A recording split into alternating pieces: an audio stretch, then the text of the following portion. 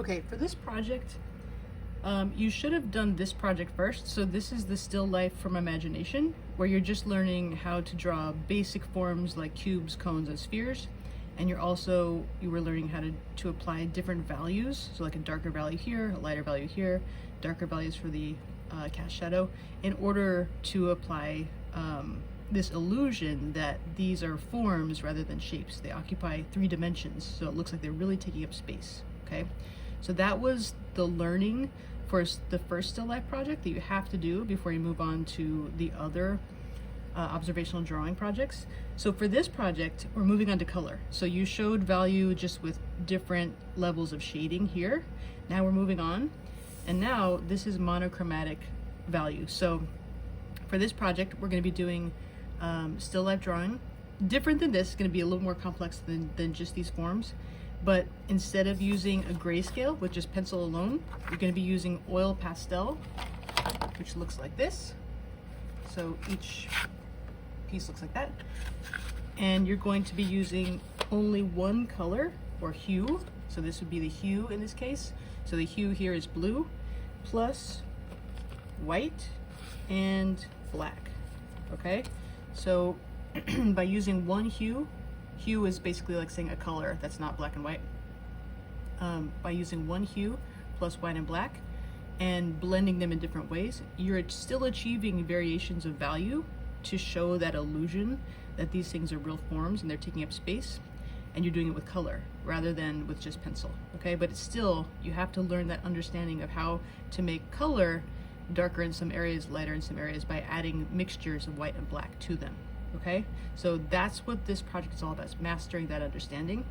And after you master that understanding of monochromatic value, then you can move on to the next project, which is full color, and you can start to really work on that skill too. But this is like a stepping stone to that. Okay, so instead of just doing again cones, cubes, and spheres, we're getting a little bit more complex so that you'll be ready to draw from observation. Okay. So drawing from observation is a lot harder than drawing from imagination. Here are the requirements for this project. So this is the still life from imagination. So still, we're not looking at something. We're just, we might be looking at maybe a 2D image, but we're imagining it. And we're doing this in monochromatic color scheme, which means one hue plus black and white. And I'm saying in monochromatic kitchen because you're going to be choosing like common items that you might find in a kitchen, okay, for this still life. Correct application of one hue, black and white, to create variations of value throughout the whole composition. So that's one thing I'm looking at to receive a 3. At least 3 different objects in a kitchen that are tall, medium, and short. And then a well-blended pastel, or well blending with pastel with full saturation, so no paper visible. So just as an example, you see that there's definitely paper coming through right here. And just to make sure you're not confused, I added purple to this background just because I was playing around. You can do that in yours if you'd like to, but the monochromatic value is really happening in these forms as well as their cast shadow, okay? But I'm okay if you want to do a background that's a different color, as long as you can show that something is, you know, a surface that it's on, that's okay too. Okay, I just want you to master the idea of showing value to create the illusion of form here. And you have to use only one color or one hue plus black and white to do that, monochromatic, okay? So here we see that the black paper is coming through. So that would not be fully saturated. Versus like the sphere where it's almost completely saturated. I don't see any black paper coming through. Also the cube is pretty well saturated. I think I see some evidence of the black paper coming here through, as well as here. The cone looks pretty good. So you really want to make sure that everything is fully colored in, that you really put a nice layer of the oil pastel on all of your forms and on the cast shadow, so that they look like they're just you know, they're really there, and there's no paper coming through. Now another thing I want to point out about the paper itself is that you'll notice this is on black paper. This is not just any black paper, this is pastel paper, okay? So this is specific paper you have to use when you're using pastels. If you were to use just regular paper like this, it would not work. You would blend with the pastels and it wouldn't really blend well, or it might it might cause these little rolly bits of paper to come off, so it just doesn't look good. So you have to use pastel paper, and you'll know it's pastel paper because I will label it. And I think the pastel paper we have in class is either gray or brown, but I will make sure that you understand it's labeled and you know where it is, okay? So make sure you're not using white paper for this. You can't use white paper for this. You have to use pastel paper. Okay, so let's start.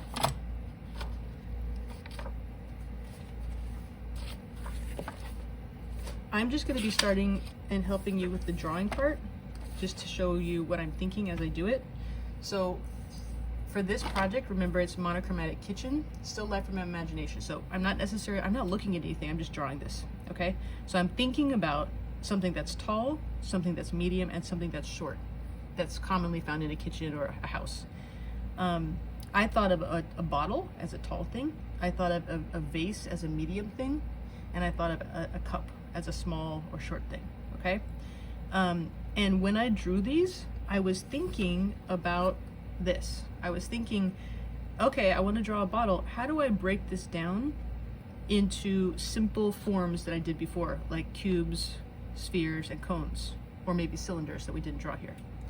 And so that's what I'm going to show you how I did. And you need to get into the practice of doing this, of looking at something or thinking about something, and then asking yourself, how do I break this down into a basic form, a cube, a cone, or a sphere, or a cylinder? And once you're able to look at something and start to break down different parts of it into these simple forms, you'll have a much easier time drawing from observation, just looking and then drawing what you see correctly. It really helps you, okay? So you gotta get into the habit of that if you wanna move on to still life drawing from observation. Okay, so let's start. So if I'm thinking about doing something like, I'm gonna start with my tallest object first. That's the easiest way, because then you can build things on top of it. Because remember, we wanna show overlapping, and we wanna show foreground, middle ground, background. So the bases of all of these objects are going up, right? So lowest is foreground, middle ground is higher, this base, and this base is highest. So that's that foreground, middle ground, background that you wanna set up in your composition. So I'm thinking about the bottle, right? So I'm going to simply just make a line for myself. I'm using sketchy lines.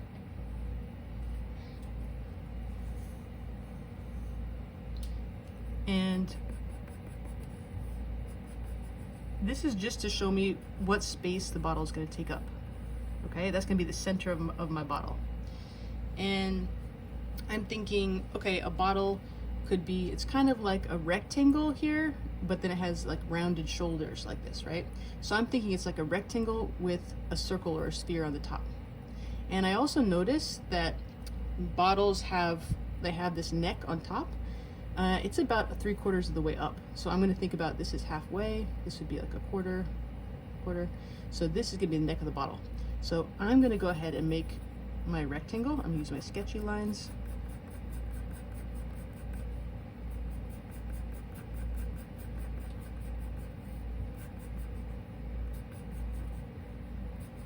I'm not going to worry about it being perfect. The bottom is always rounded because it's a cylinder.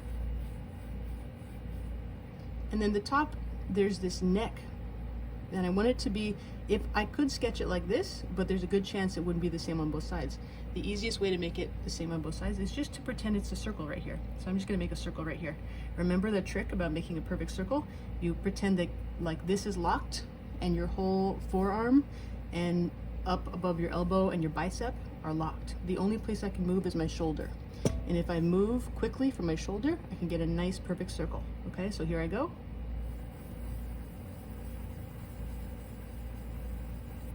Okay, and now I can just clean up some of the outside parts, and I can clean up this inside stuff, right? I just want that outside line to form my shape. And that looks pretty good.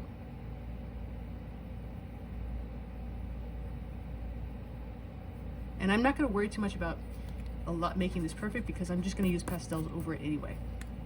Now this is going to be the neck.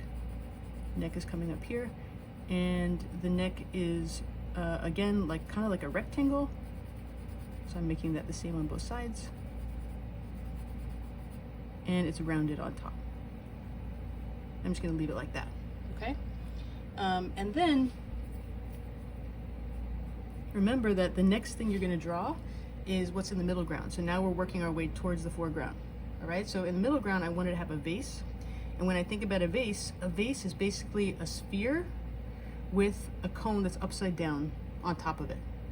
So if you look over here, this is a sphere, so it's essentially like a ball, with a cone that's upside down. Okay, so that's how I'm thinking about it. It really helps me to draw it, because drawing a cone in a sphere is really easy. Okay, so again, I'm making myself locked up, right? My whole arm is locked. I'm only rotating from my shoulder, and on purpose, I want to make sure that the sphere that I'm about to draw for my vase, that it overlaps this, because I want to show that it's in front of this. It creates that illusion of space. Okay, and also I want to make sure that the base of my circle that I'm about to draw is lower than this, because it should be the middle ground. So maybe it's something like this.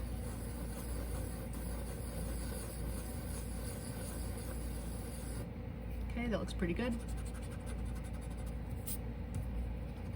Get rid of your stray marks. And then my cone is going to come up from here, right? It's like an upside down cone. So I'm going to use my sketchy lines. I'm going to start in the middle like this. I'll use my sketchy lines, thinking about like drawing on the letter A, sort of.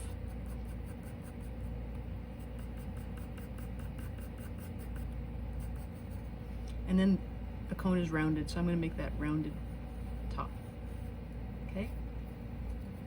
And then I'm just going to erase my internal lines. Again, I'm not worrying about these extra lines, because I'm just going to be using pastel over that anyway.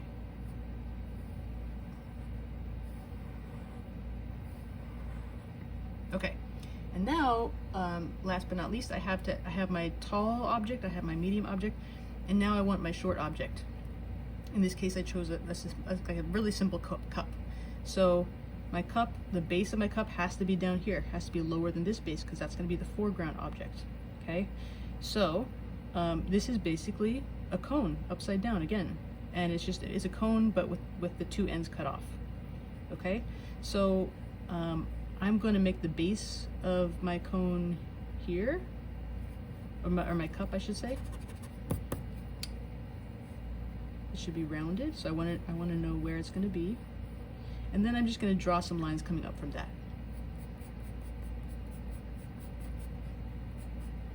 I don't really want it to go right here, so I might just shift it over a little bit, a tiny bit.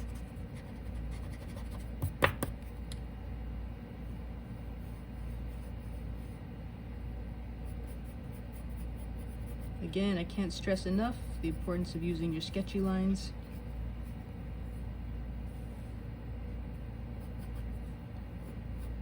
I'm going to have it be really short, actually, because I don't want it to interfere with this bottle over here. And then another thing is we're drawing an ellipse. So this is an ellipse. This is the opening of something. We haven't done that yet, but you probably will have to do that when you do your observational drawing. So again, I use my trick of rotating only at the shoulder, but instead of doing a circle, I'm going to do kind of like an oval.